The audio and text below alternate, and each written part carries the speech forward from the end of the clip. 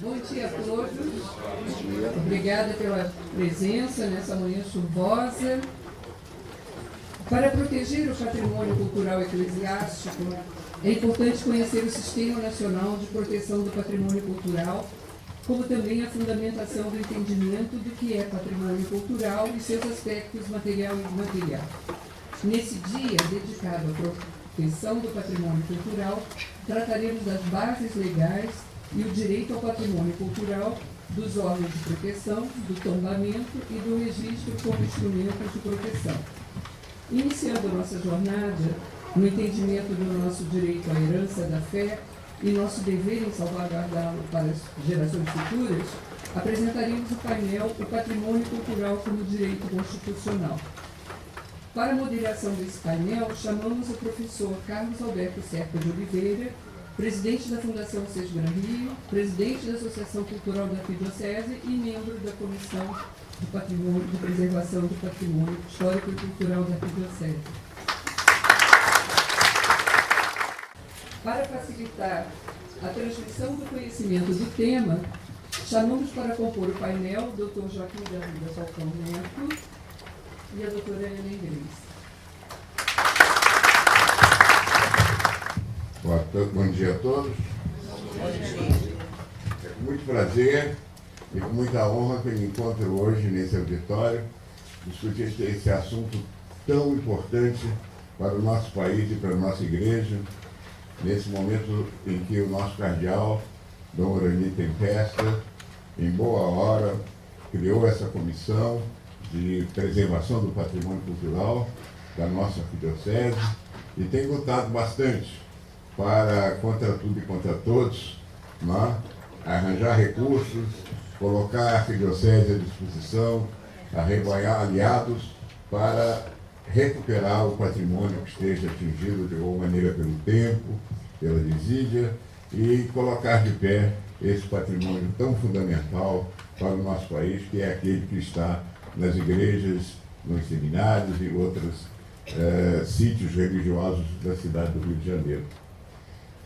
Tenho a honra aqui de estar hoje com dois grandes amigos, duas pessoas que honram a profissão que abraçaram e que fazem muito importante esse momento que nós estamos experimentando, porque vão trazer a sua experiência notável, mercê de toda a sua carreira dedicada ao direito, e em especial ao direito constitucional, a ministra Ellen Grace, que, entre tantos títulos, procurei resumir, mostrando que jurista junto à Law Library of Congress dos Estados Unidos, tem participado da elaboração do projeto CLIN, Global Legal Information Network, é docente do Centro de Ciências Jurídicas da Universidade do Vale do Rio dos Sinos, no Rio Grande do Sul, na disciplina exatamente de Direito Constitucional.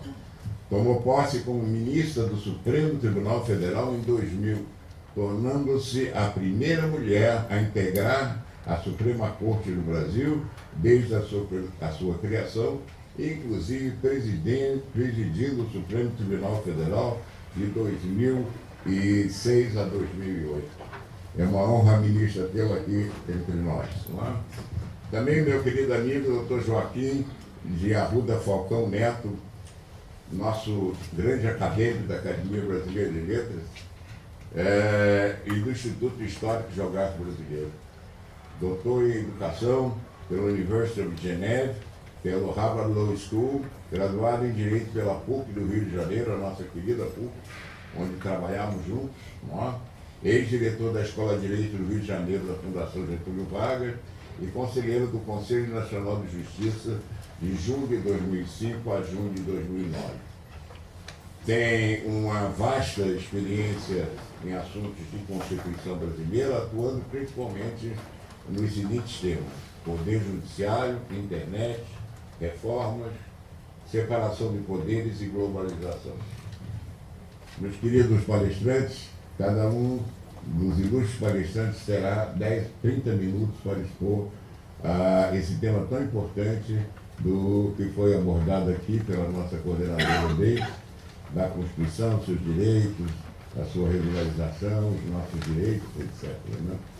E Com a palavra, então, o acadêmico Joaquim Falcão, esse grande especialista em direito constitucional brasileiro.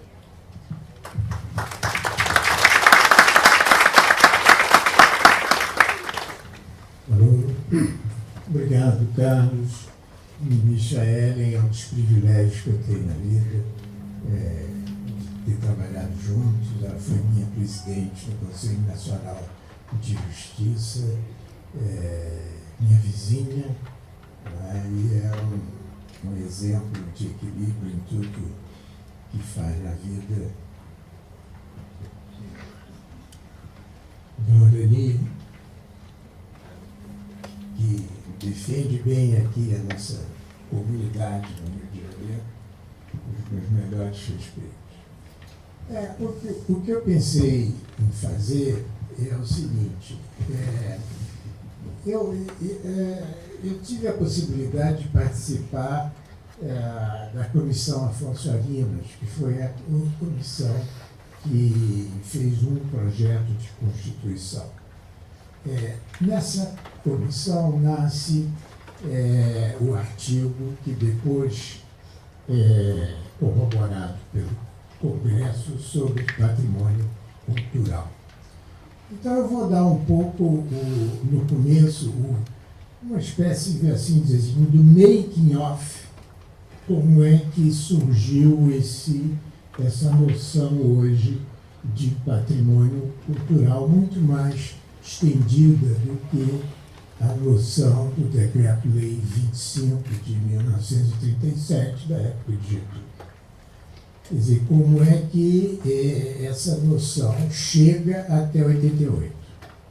Então, eu vou dar um pouco de história do que eu participei e depois eu vou fazer algumas propostas com relação ao patrimônio imaterial, especificamente aqui no Rio de Janeiro, católico.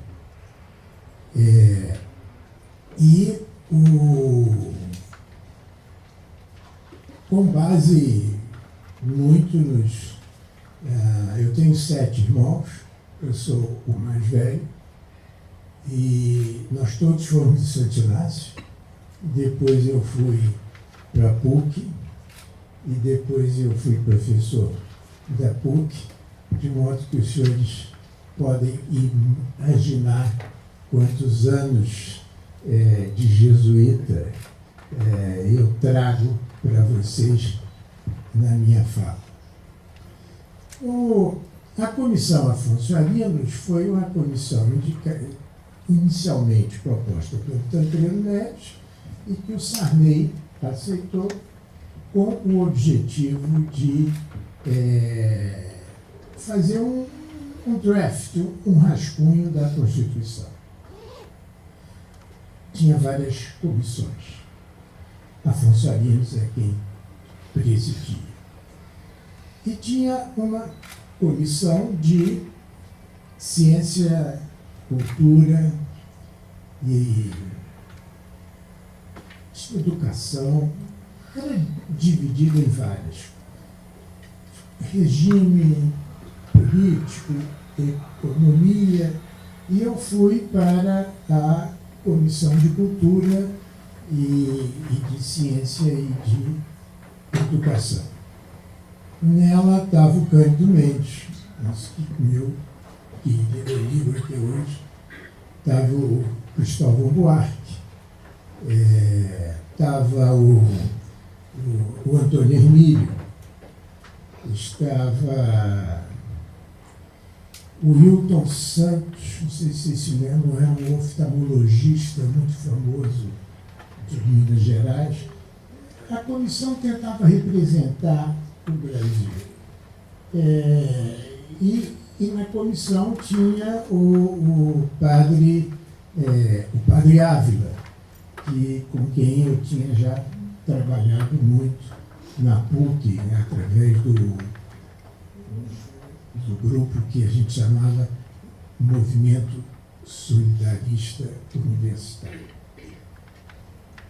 Nessa comissão, teve 2 ou 3 acontecimentos, só para vocês terem uma ideia.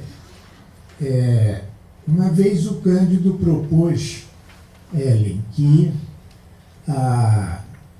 o artigo devia ser assim: a educação brasileira corresponderá aos fins multiculturais da sociedade. Quando ele falou a palavra multicultural, o Jorge Amado, que lá estava também, disse: o que, Cândido?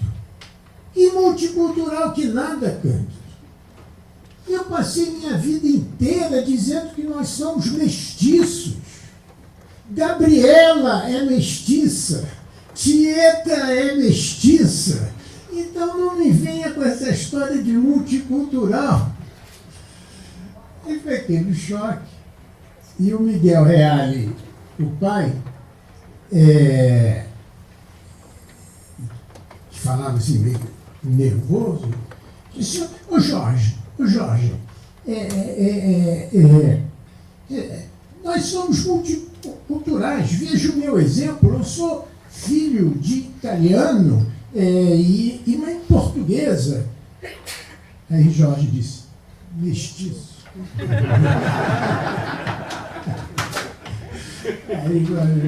Mas era um ambiente extremamente acolhedor e discutindo isso. Quando chega a noção de patrimônio, a gente tinha vindo da experiência do Aloysio Magalhães, que tinha sido secretário de Cultura, que na época era o ministro da Cultura. Aloysio era um grande designer, pernambucano, um intelectual da melhor estilo. E Aloysio vinha com a ideia de que existe no Brasil outros patrimônios, além das igrejas, dos palácios, do que a gente chamava de terrical, não? Pedrical. Pedrical. E que o Brasil precisava valorizar a sua identidade cultural e material. E eu participava desse movimento. E já nessa época, nós defendíamos, tinha um Centro Nacional de Referência Cultural, ou seja, de referências, e a gente, dentro do IFAM Pro Memória, a gente já propunha a proteção das tecelagens do interior de Minas Gerais, ou a fórmula de um vinho da Paraíba, ou o queijo de Minas, que não é o material, um queijo, e não é um tipo de tecelagem, mas é o conjunto deles. A fórmula, a ideia, isso, assim como você tem o vinho, o champanhe, o Bordeaux, etc., tal, que é de origem controlada. A origem controlada é um selo que você dá dizendo: olha, esse aqui preenche ao patrimônio que se chama champanhe, que se chama... tanto que mais tarde, essa marca champanhe fica tão forte e é tão importante que não se bebe mais champanhe. Ou você bebe champanhe de champanhe, ou bebe Prosecco, ou alguma outra bebida, porque não pode usar o nome champanhe, porque isso passou a ser uma identidade da França. Então começou a se perceber que tinha algumas identidades e que essas identidades caracterizavam determinados povos e que nós tínhamos que entrar também nesse movimento. E aí eu estava na Constituição, um pouquinho de direito, e aí eu fiquei em dúvida se eu botava bens tangíveis ou intangíveis, ou materiais e imateriais. Eu achei que o nome material e imaterial era mais captável pela sociedade do que o intangível e tangível. Escrevemos lá. Só para vocês terem uma ideia de como as coisas chegam até aqui, nós acabamos de vir, eu e Viviane, a minha mulher que está aí, do Ceará, onde um advogado estava contente porque ele tinha ganho uma causa contra os alemães que registraram o nome Rapadura. Então, o Rapadura não pode ser apropriado sem ter um simbolismo, sem ter uma identidade.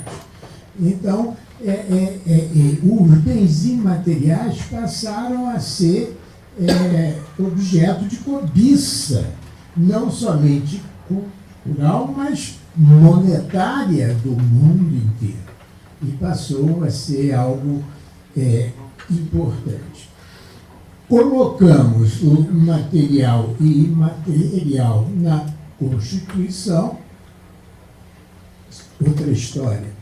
O Wilton Santos, que era o grande médico oftalmologista de Minas Gerais, nesse comitê, ele botou um dispositivo de que ao Estado pertenceria o corpo da pessoa depois de morto. Porque ele, como oftalmologista, tinha muita dificuldade na obtenção de córneas, etc. Aí juntou-se eu, Cristóvão, Antônio Hermílio, disse, doutor Hilton, aí já é meio complicado, porque o corpo humano tem várias religiões que não aceitariam, e não se tem confiança de que o Estado vá tratar disso. E aí nós fizemos um acordo de que nós não aceitamos esse dispositivo, mas em compensação eu, Cristóvão e o Antônio Hermílio doamos logo nossos órgãos para a utilidade pública que for necessária. Bom, então entrou a ideia do imaterial, que é um pouco uma complementação do Rodrigo de Melo Franco em 1937 e que dá origem a todo esse patrimônio eclesiástico de pedra e cal e palpável, né? Então passou a ter outras possibilidades, né? Na minha cabeça, quando propus isso, e depois demora um tempo, Marcos Vilaça, então, avança e nós temos que regulamentar. E vamos regulamentar no tempo de Fernando Henrique. E se regulamenta, então, o patrimônio imaterial com em vez de ser tombamento, é registro. E não tem nenhum efeito no direito de propriedade. É apenas um selo dizendo, olha, isso representa o Brasil, ou isso representa o Rio. Então, não tem efeito algum sobre o direito de propriedade. Não é? Na minha cabeça, eu queria 2 primeiros exemplos, porque quando vem uma lei, essa lei tem que entrar na vida, e para entrar na vida é importante que ela seja exemplar, que as pessoas vejam nos seus primeiros atos uma exemplariedade. E na minha cabeça tinha dois patrimônios imateriais que eu gostaria que fosse logo registrado como patrimônio. Um era o Círio de Nazaré. E nós conseguimos isso logo. O Círio de Nazaré foi a nível federal e depois estadual e tudo. Isso foi uma campanha que a gente fez, eu me lembro de ter escrito, porque era para difundir uma ideia nova. Né? Um outro que também estava na minha cabeça e conseguimos era a Feira de Caruaru. Pernambucano, eu não ia ficar de fora. Né? Então, aí a Feira de Caruaru foi também registrada como patrimônio. O terceiro eu não consegui, que era Quarupi, a solenidade indígena, que é uma coisa extremamente marcante, brasileira, impactante. Então, isso, Quarupi, eu fiz reuniões diversas na Roberto Marinho, mas as lideranças indígenas ficavam com medo que aquilo era uma apropriação da cultura deles. E por mais que a gente dissesse, olha, não tem nada a ver, isso é para valorizar a sua cultura, nós não conseguimos. Estou sabendo agora que as comunidades indígenas estão mudando de entendimento e estão aceitando a hipótese de patrimônio imaterial. Me aproximo do fim. O importante foi abrir uma porta para novos símbolos indicadores da cultura. Nos Estados Unidos, isso é feito por uma organização privada. Na França, por organização estatal. Em Pernambuco, no Japão, tem uns monges que eles são os tecelões de uma religião Shantoísta. Então eles têm um know-how de tecer os mantos dessa religião. Então é o seguinte, esse know-how é um patrimônio, mas esse patrimônio está na cabeça dele. Então, no Japão, eles têm o patrimônio vivo. Você declara que aquele monge, aquele outro, é um patrimônio vivo. E ele se obriga a transmitir o conhecimento dele para outro. Então, ou seja, aí já não é nem vamos dizer assim, você protege a pessoa que tem esse bem. Né? Uma vez eu encontrei aqui com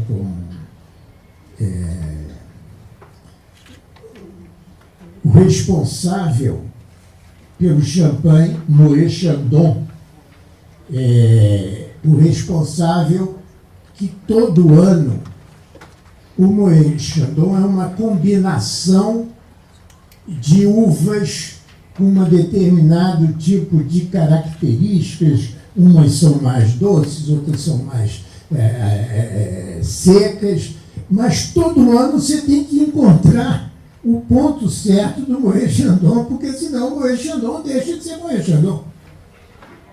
Né? E encontrei o responsável e disse, como é que o senhor acerta? Ele diz, a minha família, nós herdamos isso da minha família, que nós somos funcionários do Moe-Chandon, e passa de um para o outro esse gosto do Moe-Chandon, que é o gosto que, enfim, faz o champanhe. Bom, em Pernambuco, eu propus uma lei chamada Lei do Patrimônio Vivo, e que foi apoiada pelo, hoje chama-se Lei Raul Henry, que é um deputado que levou à frente, né? A lei, o que é? Uma vez ao ano, o governo escolhe 3 artesãos que precisam ser, de alguma forma, protegidos para a sua arte. Então, J. Borges, não sei se alguns já ouviram lá falar, que é o cordelista, não é? Lia de Itamaracá, da Ciranda, vários outros, então. Pernambuco tem um conjunto de pessoas que são patrimônio vivo, porque eles detêm uma tecnologia. O J. Borges faz cordel. E ele me disse que em cada feira de Caruaru, no fim de semana, ele vendia cerca de 600, 700 cordéis, e ele ia de feira em feira. Aí eu fiz o cálculo, 500 cordéis vezes 54 semanas, não sei o que lá, isso dá uns 25 mil cordéis por ano, e bote alguns anos que ele já... Ou seja, ele vende mais que Paulo Coelho. Então aí bom, então uma ideia, alguns estados já têm essa ideia, ou seja,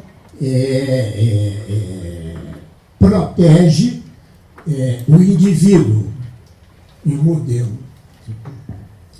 Bom, então o importante é que Batavênia está aberta a porta para a iniciativa da sociedade e da igreja de imaginar, identificar e transformar os seus símbolos em patrimônios.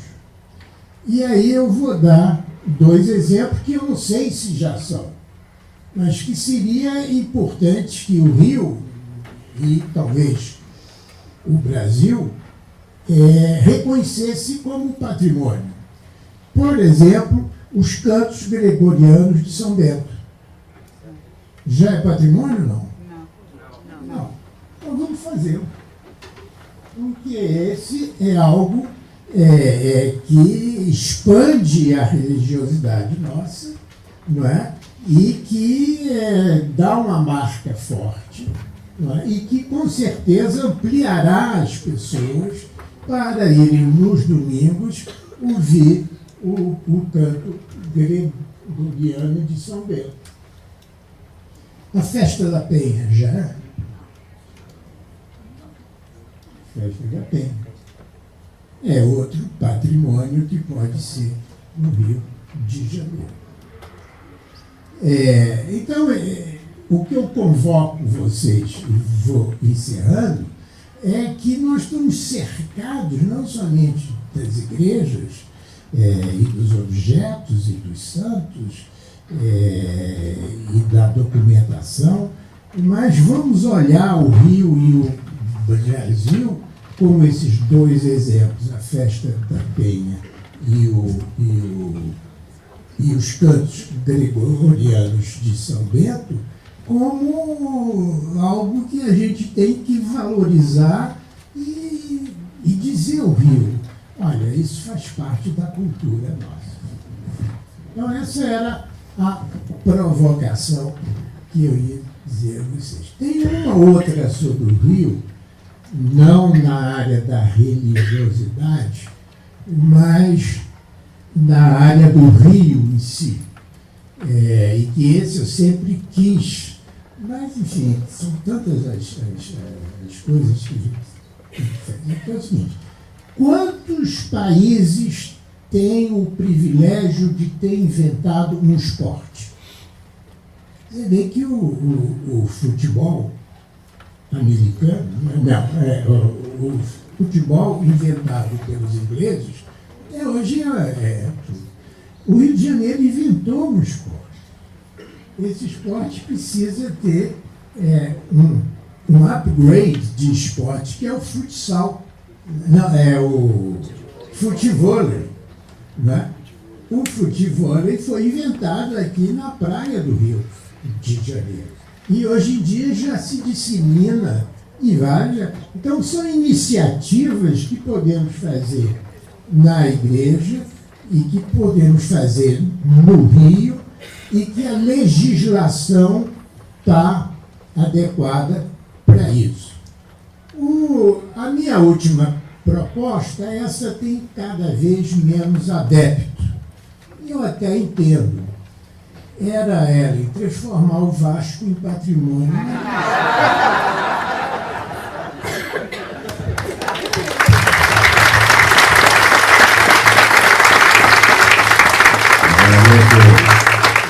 Acadêmico Joaquim Falcão, sua bela exposição e as suas provocações, que são muito importantes.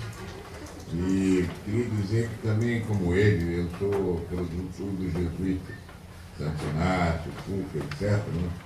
E ele mostra que é jesuíta, porque ele foi absolutamente pontual. Falou exatamente os 30 minutos que lhe estavam reservados. A palavra à ministra Ellen Grace. Muito obrigada. Eu peço licença ao senhor coordenador e à plateia para usar o código, porque eu tenho alguns papéis para ler e, contrariamente ao professor Joaquim Falcão, que tem essa memória maravilhosa, eu preciso de algum auxílio do papel escrito. À vontade, ministra.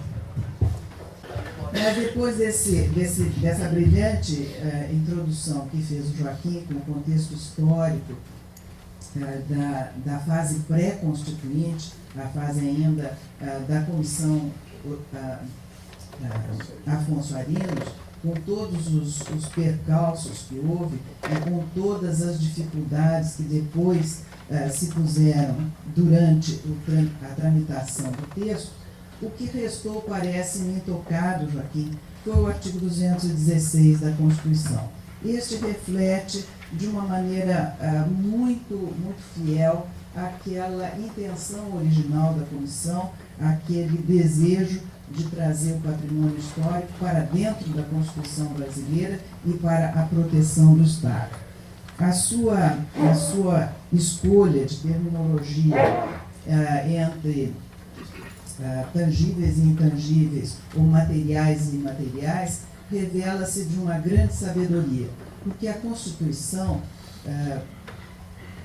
meus amigos, ela deve ser redigida em termos populares, em termos conhecidos da população. Ela não deve, na medida do possível, usar termos exageradamente jurídicos que tornem nebuloso o seu conhecimento. Então, o artigo 216, que está aqui no livrinho, ele diz exatamente isso que propunha a comissão e que bem retratou o Joaquim. Constituem patrimônio cultural brasileiro os bens de natureza material e imaterial, tomados individualmente ou em conjunto, portadores de referência à identidade, à ação, à memória dos diferentes grupos formadores da sociedade brasileira, e aqui o nosso multiculturalismo, nos quais se incluem. E aí, então, faz uma série traz uma listagem e no inciso 4º refere, portanto, como integrantes desse patrimônio, as obras, objetos, documentos, edificações e demais espaços destinados às manifestações artístico-culturais. E o inciso 5º, os conjuntos urbanos e sítios de valor histórico, paisagístico, artístico, arqueológico, paleontológico, ecológico e científico. Por que a Constituição faz essa referência tão expressa no artigo 216? Para, em seguida, no parágrafo 1º, ela determinar que o poder público, com a colaboração da comunidade, promoverá e protegerá o patrimônio cultural brasileiro por meio de inventários, registros, vigilância, tombamento e desapropriação e de outras formas de acautelamento e preservação. Ainda o parágrafo 4º desse mesmo artigo determina que os danos e ameaças ao patrimônio cultural serão punidos na forma da lei. Portanto, vejam que o patrimônio cultural não apenas está reconhecido na Constituição, ele tem, professora Pogé, um assento constitucional para a sua defesa e toda e qualquer agressão a esse patrimônio cultural responde perante a lei penalmente. Então, nós temos aqui a matriz, a espinha dorsal da defesa do patrimônio histórico. E como se faz a defesa desse patrimônio histórico?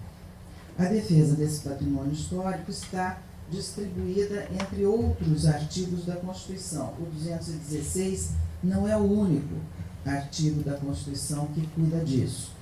Já no artigo 24, diz a Constituição brasileira que compete à União, aos Estados e ao Distrito Federal, e aí vamos para o inciso 7º, a proteção ao patrimônio histórico, cultural, artístico, turístico e paisagístico.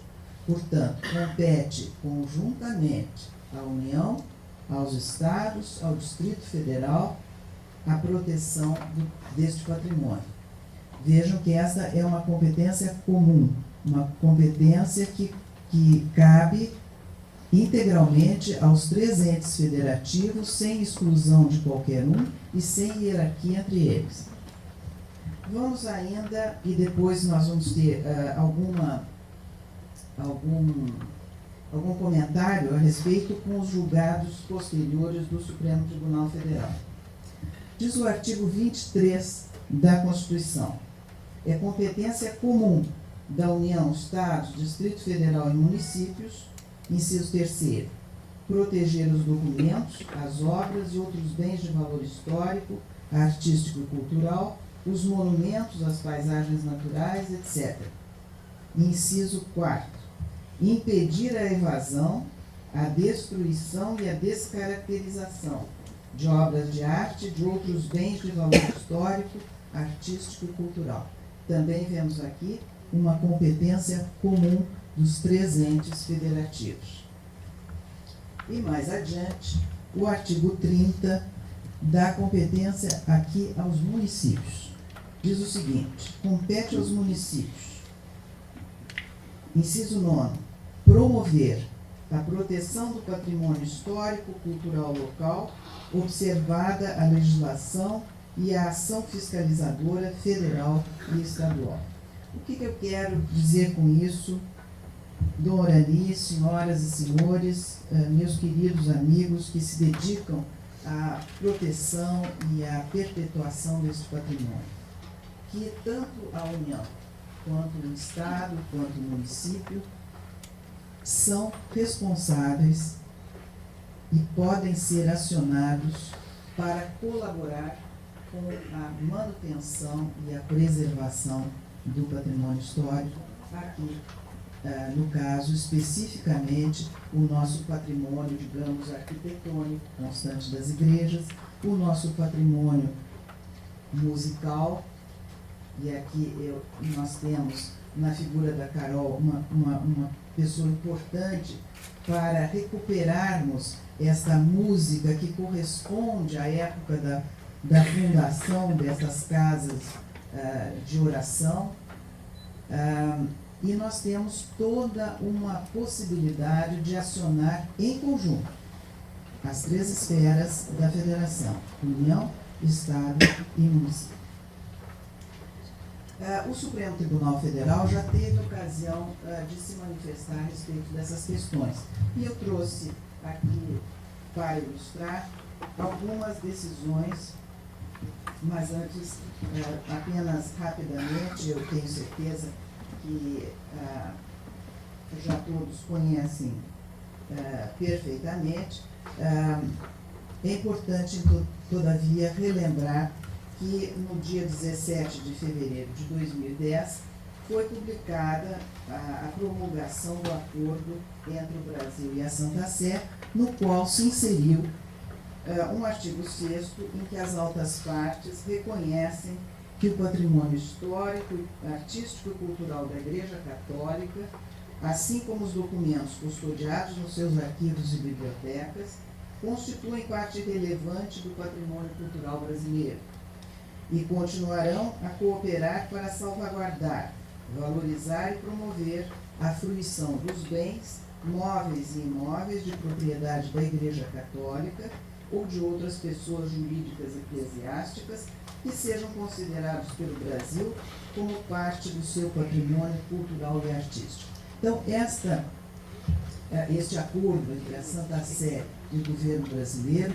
é também de extrema importância. E de extrema importância, Joaquim, porque, como você sabe, os acordos firmados entre partes, nações, como é considerada a Santa Sé, eles vêm abaixo da Constituição Federal apenas. Portanto, não contrastando com a Constituição Federal, este acordo tem a maior valia.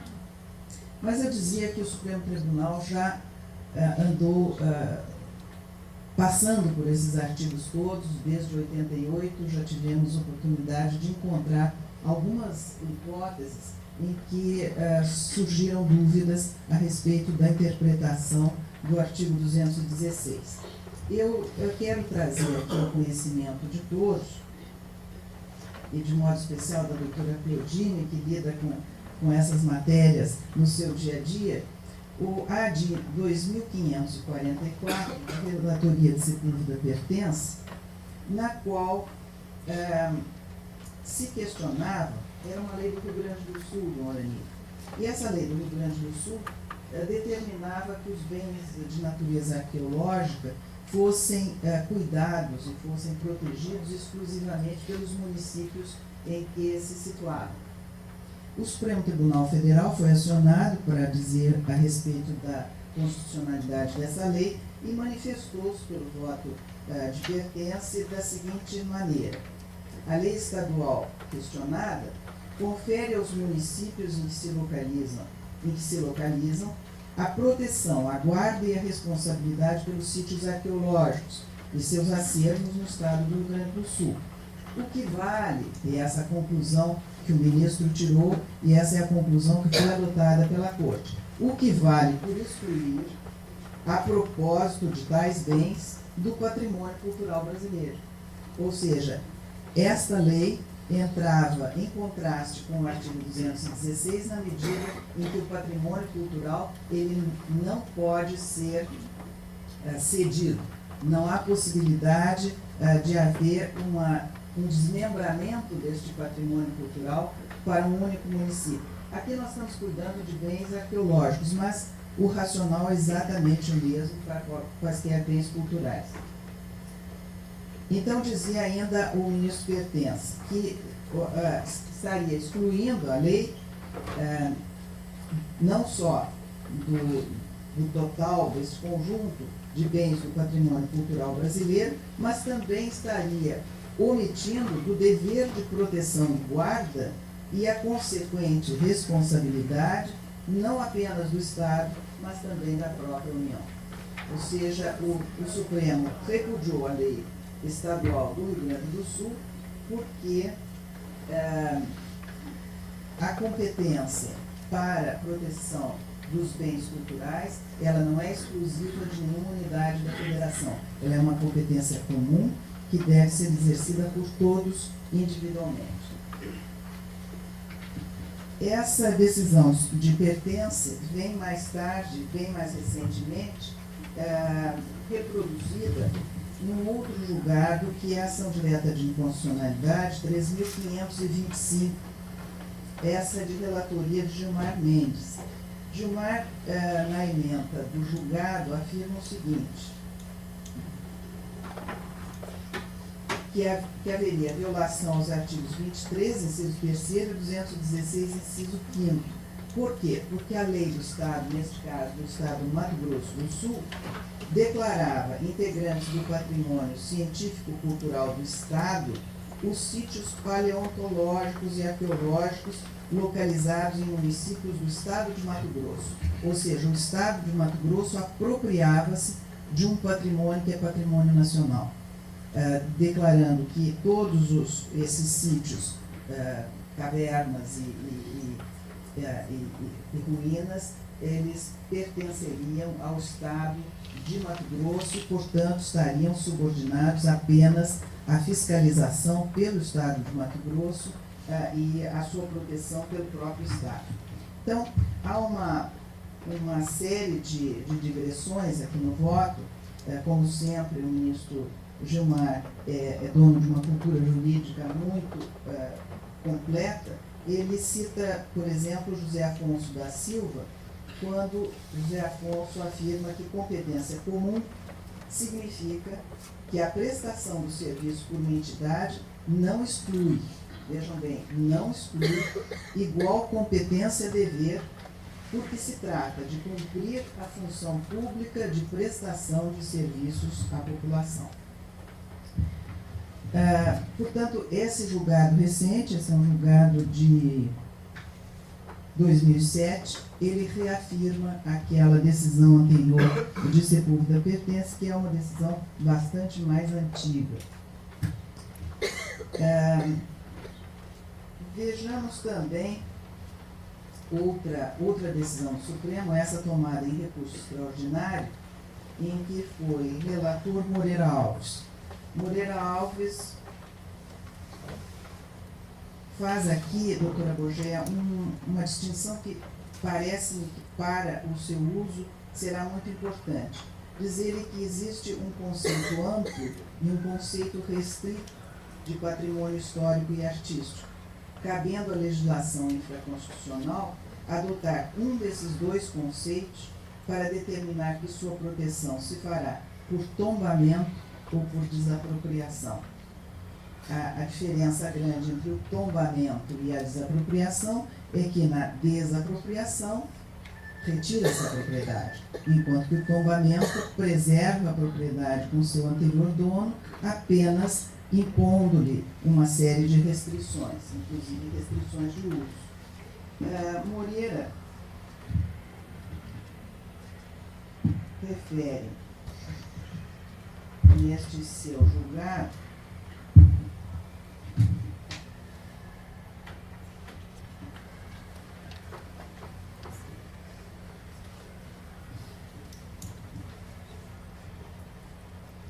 isso é uma coisa que já se perdeu no Supremo Tribunal.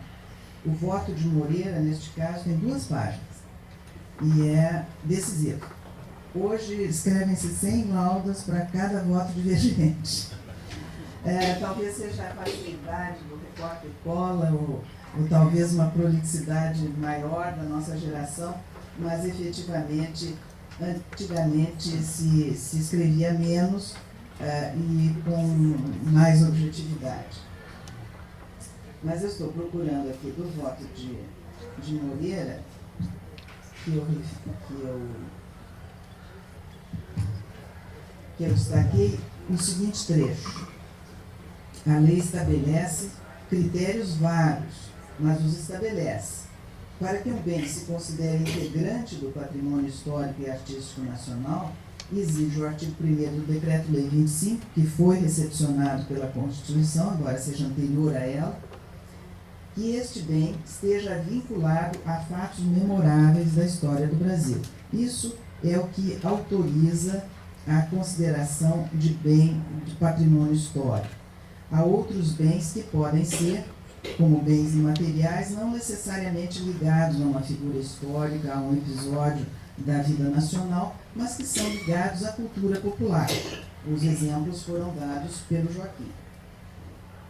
Eu trouxe também outro julgado recente, este de autoria do ministro Luiz Fux, em que ele assegura, desde a ementa, que a proteção jurídica do patrimônio cultural brasileiro, enquanto direito fundamental de terceira geração, e aqui a novidade ou a modernidade do termo direitos fundamentais de terceira geração. Começamos as constituições, a escrever as constituições para garantir o cidadão contra o Estado. Portanto, a vida, a liberdade, o direito de vir, etc. Esses são os direitos fundamentais de primeira geração. Depois vieram os direitos de segunda geração. E agora nós temos esses direitos difusos, que são de terceira geração, que são patrimônio comum de uma população, como, por exemplo, a preservação de bens culturais, sejam eles materiais ou imateriais. Então, diz aqui o ministro Luiz Fux, a proteção jurídica do patrimônio cultural brasileiro, enquanto direito fundamental de terceira geração, é matéria expressamente prevista no texto constitucional. A ordem jurídica brasileira recepcionou o Decreto-Lei 25 de 1937, que, ao organizar a proteção do patrimônio histórico e artístico, estabeleceu disciplina própria e específica ao Instituto do Tombamento como meio de proteção de diversas dimensões do patrimônio cultural brasileiro. Então, são essas manifestações do Supremo Tribunal que, ainda que às vezes seja sujeito a severas críticas, é dentro do sistema jurídico brasileiro aquela instituição que tem o direito de errar por último. Sabemos todos nós que somos humanos e que mantemos uma lucidez, que o ser humano é, por essência, falível. Também não são diferentes os juízes em qualquer instância. Mas o Supremo Tribunal, dentro da sistemática, é aquele que, afinal, precisa dar a última palavra e, portanto, às vezes, é quem erra por último. Independentemente disso, as decisões devem ser respeitadas, porque fora disso é o caos social e nós não teremos aquela segurança jurídica de que precisamos. Sem dúvida nenhuma, Dom Orani, o seminário que o senhor convocou é da maior importância. Nós temos nesta cidade do Rio de Janeiro um patrimônio cultural em 80%, creio, se não mais, pertencente à Igreja Católica. Este patrimônio cultural se encontra, em alguns pontos, carente de reparos e precisando de uma ação mais decisiva. Eu, conversando com Dom Orani, logo antes de começarmos a atividade de hoje, fiquei sabendo que muitas dessas igrejas que, passando pelos corredores rodoviários, a gente vê, às vezes, Delabré, muitas dessas igrejas não pertencem à Cúria. Elas pertencem a irmandades que são independentes. Isso é alguma coisa que precisa ser divulgada. E quando essas irmandades, por não terem condições ou não terem organização suficiente para manterem os templos, elas possam também vir para este grupo mais organizado que realmente cuida da preservação do patrimônio. Eu faço esse convite a Dom Orani e a todos que estão aqui para que nos aproximemos dessas irmandades, tentando convertê-las ao bom caminho de preservação do patrimônio, que é valiosíssimo e que nós temos a obrigação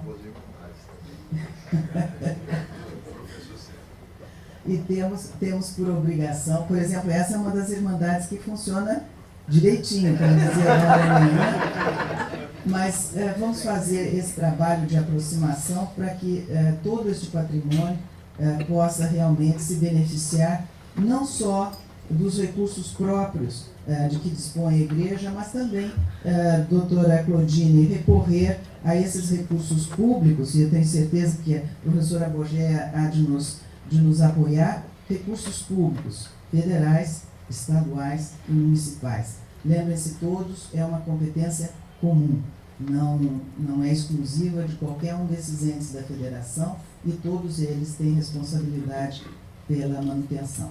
Eu agradeço a todos e estou disponível para perguntas. Muito obrigada.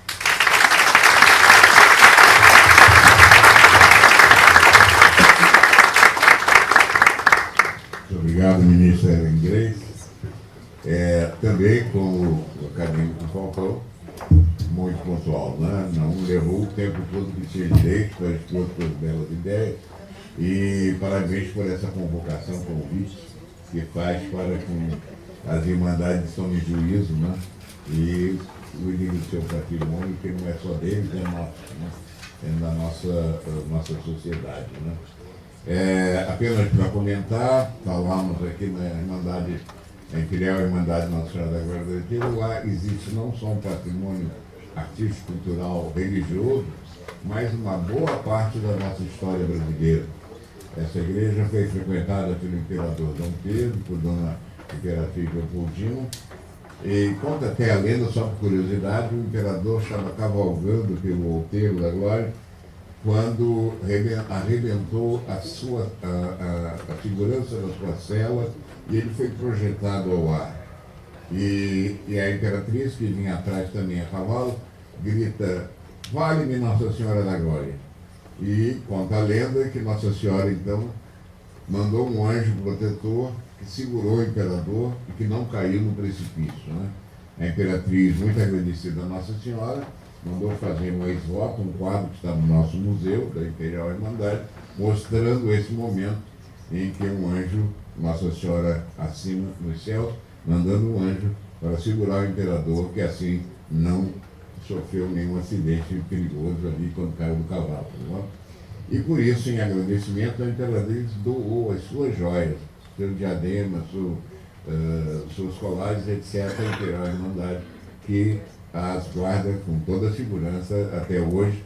Portanto, e todos os documentos históricos, leis, congressos, etc., e tal, que foram editados pela monarquia brasileira estão lá registrados e guardados no nosso museu. Então, vale a pena, sim, a gente preservar a nossa história e o nosso patrimônio cultural. Obrigado pela referência, Dorani, a nossa Imperial Irmandade. Não? Carol já foi provedora também lá e, portanto, sabe do cuidado que temos lá com essas coisas. Né? Mas eu queria provocar vocês, sabe, meus queridos amigos, né? Queria fazer uma pergunta. É claro que passando já foi dito isso na palestra de vocês, mas é para ficar claro para toda a comunidade, para que saímos daqui como defensores daquilo que nós estamos reunidos para debater hoje. Queria saber até onde vai a responsabilidade do Estado, do município, da União e do proprietário na preservação. Qual é a responsabilidade que envolve, né, ambos os lados, quer dizer, o Estado e o proprietário, né, para que a gente possa ter isso bastante claro nas ações que venhamos a desenvolver após o nosso seminário. Salvo meu juízo, a responsabilidade é do proprietário. E a lei diz que se o proprietário não mantiver, não restaurar, etc., o Estado pode fazer as obras e depois cobrar do proprietário as despesas feitas para manter aquele patrimônio. Mas, uma vez patrimônio histórico, a responsabilidade é do proprietário. O Estado pode agir em casos em que julgue que a manutenção não está sendo adequada e depois cobrar do proprietário. Essa é a matriz geral das responsabilidades. Tanto que eu acho que no começo do artigo 216 fala o Estado com a sociedade, né, com a política. Exatamente isso, Joaquim tocou no ponto certo, o Estado e a coletividade. Ou seja, há uma responsabilidade geral, porque todos nós, sociedade brasileira, temos um compromisso com as próximas gerações. Nós desejamos que nossos filhos e netos recebam aquele patrimônio que nós recebemos dos nossos maiores e recebam esse patrimônio, se possível, até em melhores condições de conservação. O apelo à coletividade vem da necessidade que nós enxergamos hoje com muita clareza no Brasil. Tanto o governo federal quanto o estadual e o municipal encontram-se em sérias dificuldades financeiras, de modo que exigir dessas entidades realmente, além daquilo que pouco que podem prover, se torna extremamente difícil. É nesses momentos em que a coletividade há de ser mobilizada para suprir as necessidades. Vejam o que aconteceu de maneira muito espontânea após o incêndio de Notre Dame.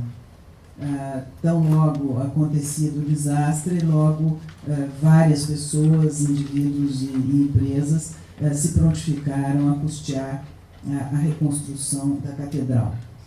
Assim também, nós precisamos no Brasil tomar conta do que é nosso, reconhecermos a nossa propriedade sobre este patrimônio e valorizarmos especialmente esse patrimônio. É só a partir desta valorização que nós conseguiremos obter recursos, e muitas vezes recursos modestos dos cidadãos individuais e, quem sabe, de alguns bolsos mais bem recheados de corporativos. Obrigado, Vinícius. A pior é que não tenha acontecido no nosso museu, não é? Que pegou fogo e as contribuições, inclusive do governo, foram cortadas, né? Foram diminuídas em relação ao que já estava previsto. Mas, enfim, vamos batalhar para preservar o nosso patrimônio. Carlos, se você permite uma pequena história, na Fundação Roberto Marinho nós fizemos restauração, quer dizer, sociedade se movimentando para apoiar o Cristo Redentor. E a última, tive a honra, era a das escadas rolantes, que à medida que o tempo passa para mim, eu acho cada vez mais indispensável as escadas rolantes. Até o padre Omar foi muito gentil, um certo dia, lá reconhecendo isso. Mas, só para contar uma história, foi Dom Eugênio Salles que nos chamou as 2 vezes. E quando ficou pronto, acho que da primeira vez, o Dom Eugênio Salles foi a pessoa que mais me impressionou como uma figura de autoridade, né? Era aquele cardeal esguio, seco, aquele anel de ouro no dedo, extremamente cordial, mas ele emanava um certo poder. E aí eu tive uma ideia para a inauguração do Cristo Redentor. Acertei com a TV Globo entrar no Jornal Nacional no momento da entrega das obras do Cristo. Tinha uma programação que eu propus. E aí eu fui consultar Dom Eugênio. Dom Eugênio, repare, vai entrar no Jornal Nacional. Cristo é um símbolo nacional. O Jornal Nacional atinge diversas classes sociais. Eu gostaria de fazer algo forte e nacional. Ele chamava de meu caro Joaquim, de meu caro Joaquim. Eu queria trazer as baianas do Bonfim para lavar as escadarias do Cristo Redentor. Foram minhas últimas palavras.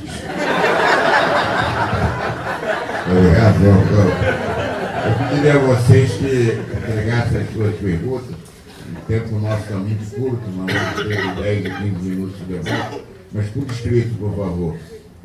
Alguém trará a nós aqui as perguntas redigidas por vocês.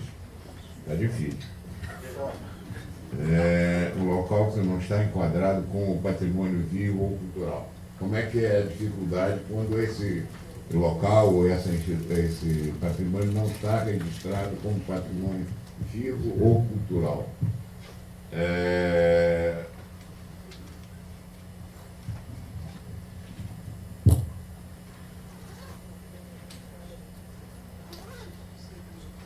Se há possibilidade de haver acordos para que não haja necessidade de reembolsos de instituições que eventualmente tenham feito essa despesa oriunda do patrimônio. É essa a pergunta?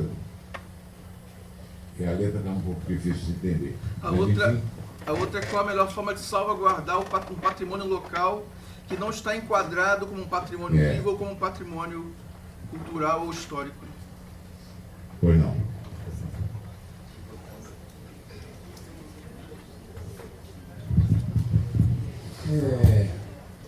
Eu dei um exemplo nos Estados Unidos, onde você não existe um órgão estatal específico e único.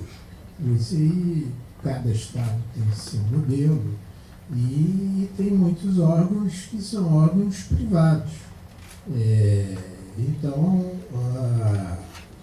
necessariamente não deve se pensar apenas, o Brasil tem esse vício de pensar que a responsabilidade é do Estado. O tombamento tem limites, quer dizer, se inviabilizar a exploração ou o destino do bem, então aí tem direito à indenização, um sistema mais complexo, tudo. Mas, do contrário, eu só vejo uma saída, que é a sociedade e a comunidade se mobilizar. A Luiz Magalhães dizia que a comunidade é quem melhor protege os seus bens. Então, a atuação igual a essa são absolutamente necessárias. Acho que não vamos poder contar muito mais com os recursos do Estado. Pode-se contar, por exemplo, pela expertise que o IFAM tem de colaborações técnicas, interferências nesse sentido de ajudar a sociedade. Mas, em termos de recursos, ao menos pelos próximos anos, como a ministra Ellen mencionou aí, vai ser difícil. Quanto à possibilidade de acordo, essa possibilidade de acordo, de dispensar o pagamento das despesas feitas, etc., pressupõe que as despesas foram feitas e que estão cada vez mais difíceis. Obras emergenciais, isso aí você ainda vê. Mas a proteção e a preservação e manutenção no dia a dia, eu acho que só tem uma saída. Os proprietários e as comunidades se mobilizarem. Eu não tenho muita coisa a acrescentar ao que já disse o Joaquim. De fato, essa situação econômica do país não é muito favorável, como todos sabem, de modo que é a vez da sociedade se organizar para preservar o que está bem colocado. Quem melhor conhece o valor é a própria comunidade que está em torno daquele objeto, daquela construção. Obrigado, ministro. Aí a última pergunta. Que estímulos ou facilidades os bens imateriais registrados possuem? Qual o caminho para ampliar a divulgação no meio da população sobre esse assunto?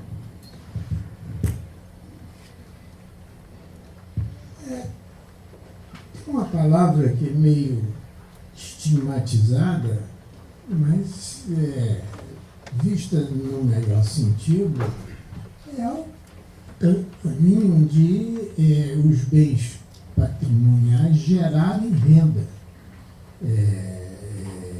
Então, ainda que não seja muito, mas a geração, pelo menos indireta, de renda, isso nas cidades históricas, aqui e no Brasil, e no exterior, vocês veem o exemplo mais radical possível é Veneza, né, que se preserva e que vive autonomamente. Né? Então, a preservação dentro de um plano, eu vou dizer a palavra, de negócios da prefeitura e da própria igreja, isso aí ou seja, tem que botar os pés no chão e ver todas as formas de captação de recursos. Não vai ser mais o modelo antigo, de jeito algum. Tem que se reinventar as formas de captação de recursos. A ministra Ellen mencionou aí a questão do pequeno doador, ou das populações menos favorecidas, né? Os evangélicos fazem isso. Né? Os evangélicos fazem isso e com muita competência, em sentido monetário. Né? Não quer dizer que vai seguir o mesmo exemplo, mas o Carlos Drummond de Andrade tem um verso que é assim: pode as criaturas, se não entre criaturas, amar, desamar, de olhos fechados, e até de olhos fechados, amar. O ministro Ellen, que me conhece, está pensando que eu estou declamando esse verso, porque minha mulher está ali. Não, o que pode a criatura humana fazer se não inovar e até de olhos fechados, inovar. O Joaquim introduziu aqui o conceito de sustentabilidade. O que realmente é preciso, isso é a tônica da gestão moderna, é que não fiquemos mais dependentes de governos, dependentes de determinadas fontes de recurso, mas que criemos novas maneiras de obter esses recursos. Aqui, Joaquim Serpa, nós estamos todos falando entre conversos. Eu gostaria muito de ver esse diálogo transmitido para um público maior, transmitido de uma maneira, quem sabe, bem mais singela e que atingisse uma população maior. Eu tenho certeza de que os fiéis da Igreja Católica não se furtariam de participar de campanhas, de ver o resultado, de serem convidados, Dona Ani, para ver o resultado de determinadas restaurações e determinados trabalhos e divulgar isso de uma maneira muito grande entre toda a população, para que nós possamos, afinal, não apenas, sem descurar das obras de caridade, sem descurar desse aspecto, mas também reservar algum recurso para, por exemplo, as restaurações de igreja. Obrigado, ministra. Agradeço a presença de todos nessa primeira sessão do dia. Agradeço especialmente a nossa querida ministra Alegrete, nosso querido acadêmico Joaquim Falcão. Agradeço a comissão de ter me honrado em moderar esse debate tão privilegiado, com a presença de pessoas tão ilustres. E pergunta a Dona Ani se ele quer encerrar esse pedaço da sessão. A sua palavra é sempre bem-vinda, não, Cardeal.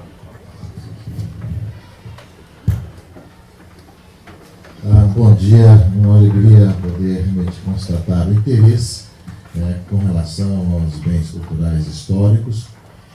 E realmente a Arquidiocese tem essa comissão que foi criada para a preservação dos bens culturais, históricos, que tem dado grandes resultados, e também para o diálogo com os vicariatos, tem justamente o vicariato episcopal para as irmandades, né? Então, são trabalhos que vão acontecendo, vão ocorrendo, e sem dúvida, se conhecer um pouco as coisas, conhecer como é que isso funciona, e é muito bom que nós podemos trabalhar, né? Isso nos ajuda aí muito. Eu agradeço tanto realmente ao nosso caríssimo palestrante Joaquim, como a doutora Ellen Grace, também ao Carlos Serpa, Carlos Alberto, justamente esse interesse de mostrar, de poder também envolver ainda mais as pessoas.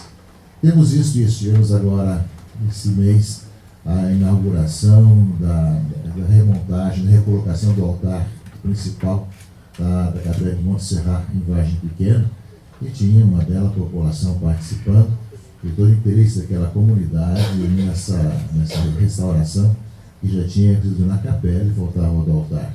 Inclusive, a Cisne Rio participou muito bem em relação a essa questão.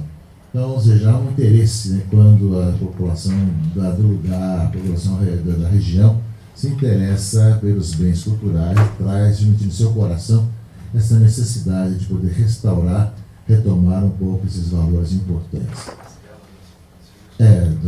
Vai ser mais recordando aqui outro aspecto também, que vocês irão ver também, acho que num desses dias aqui, né, para vocês terem uma visita, as telas da Capela Nossa Senhora da Vitória, na São Francisco de Paula também, que foi restaurado, e foi pintada por um escravo forreado, né, que fez o curso na Europa e agora foi restaurado a seu esplendor.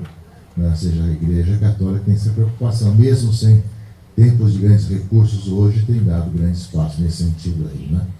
Então, tenho certeza que com esse seminário também, muito mais interesses vão surgir e poderemos contar também com a disposição, disponibilidade de muito mais gente para poder continuar essa bela e importante missão. Obrigado.